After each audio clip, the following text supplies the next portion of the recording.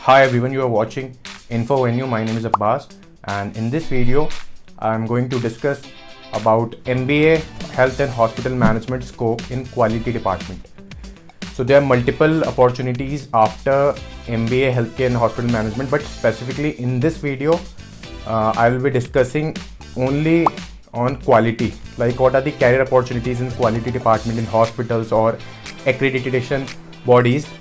So I am not alone in this video. I have someone else as a guest, Rehma Javed. So she is an accreditation officer and working with Quality and Accreditation Institute QAI. So we'll be having a candid discussion interview. So it will definitely help you. So if you're new to this channel, please do subscribe and hit the bell icon for more informative videos. So let's start. Hi Rema, how are you? Abbas, I'm good. How are you? I'm fine too, thank you. Welcome to Infovenue. Thank you so much, Abbas, for calling me on your channel. I hope I do a good job. Thanks for joining. Pleasure is all mine. So Rema, you can give a brief introduction about yourself, like what you are currently doing and what you have done. All right. I would like to start with my name. My name is Rehma Javed, and I am working as an accreditation officer in Quality and Accreditation Institute. So it's been 1.5 years since the time I have joined this organization. And accreditation officers are those people who are responsible for processing the various applications received for the purpose of receiving an accreditation from an accreditation body. So we are responsible for processing those applications, and process involves receiving an application fee, and their various documents, whichever they are performing, whichever they are into, until the accreditation certificate is given to them. Okay, fine.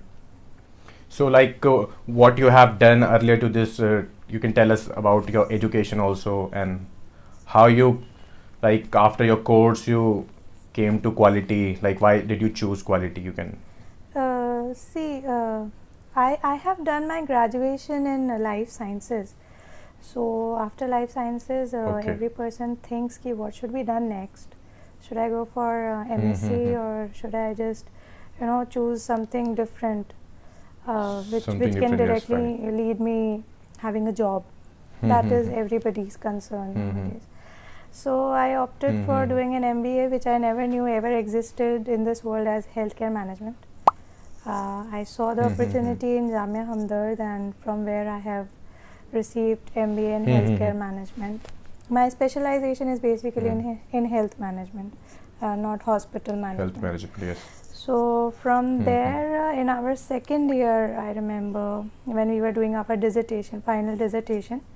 So we had to do one sort of assignment that in any organization you will be located, or you have to join, and you have to perform certain tasks for under the guidance of your teacher. So I along one of my classmates, we went to this accreditation body known as QAI, whose advertisement we saw on Facebook. So we went there, gave an interview, formal interview. We had a discussion with the CEO, Dr. B.K. Rana, who is former CEO in charge of NABH also. And we had a brief interview, and then he chose us. We were selected for performing our dissertation as an internship of 40 working days. And later on, then I think after completing 2 months there, our CEO definitely saw something valuable in our activities and the tasks whichever we are performing. So he later hired us as accreditation officer. Okay. So yeah, like I understood that QAI is an accreditation body and it gives accreditation certificates to various healthcare and I think different bodies which are working in healthcare field, healthcare providers. So can you briefly explain more about QAI, like what it is doing and what it has done in the past? See, many people might be knowing about existing accreditation bodies, and many people might not know about the concept of accreditation bodies in India or anywhere in the country, anywhere in the world basically. So basically accreditation bodies existing in whatever industry, wherever, they are responsible for certifying organizations which are meeting the criteria under the standards set up for them. Okay. Like NABH, if people are in healthcare, they might be knowing about NABH, they might be knowing about NABL, they might be knowing about JCI, because many people go to Max Healthcare, Yes. they go to Fortis, they go Yeah, to yeah. Medanta, they see a big seal JCI. beside their name. So that is JCI. So certain accreditation bodies are existing, but these all are very old. It's been a decade for them, more than a decade since they have started functioning. So QAI. Like I would like to tell to the audience, like those who don't know, JCI is a international body, and its full form is Joint Commission International. Yes, Am I right, Rehma? Thank you so much for completing. Okay. And I think very few hospitals in India, they have JCI, like mostly have NABH. NABH is basically and others. made for Indian healthcare organizations, but they work internationally also. Like JCI is also working internationally. Okay. They accredit all over the world. Internationally. NABH accredit for India also and for other parts of the world. So QAI, basically I was saying that QAI started functioning in 2017, August 2017, which is very new to the market. But we are so unique with other accreditation bodies. Like we have different accreditation standards such as ART IVF standards, home care standards, dialysis standards. So no other accreditation body is having that. That is how we are different and unique. Okay, so you gave accreditation to different like home healthcare healthcare providers also. Okay, so can you name few like the one is HCAH, healthcare at home. The head office located in Noida, which is one of the largest chains of home care in India. People might be knowing about them. Care. And the other one is Portia Medical. That is also one of the largest chains. So we have all the big shots with us. And the other one is Max at home. That is that is under Max Healthcare. And other one is a small setup as Guardian Angel, which is located in Ernakulam. So we all have started, and many organizations at home care organizations are coming up for accreditation, and we are very happy with the progress we are making. Okay, fine. So I'll ask you the next question. Like why did you choose quality? Like there are different opportunities also after doing your MBA in healthcare. You can work in operations, you can work in marketing, guest relations, as a flow manager. So why specifically quality? Like have you decided earlier only, or you like it was by chance, or it was by choice? See, my choice was never under sales marketing, because I am not so savvy with the sales and marketing. I cannot do it. I'm not so good at them. At least how I can make people understand. If I go to convince somebody about the product I am having, I would get convinced instead that they don't want to have it. So I'll say, okay, you don't want to have it, it's okay. So I'm not good at it. So it was never in my mind that I'll be able to do sales and marketing. So remove that part. But there are other specializations and areas where one can possibly think of working.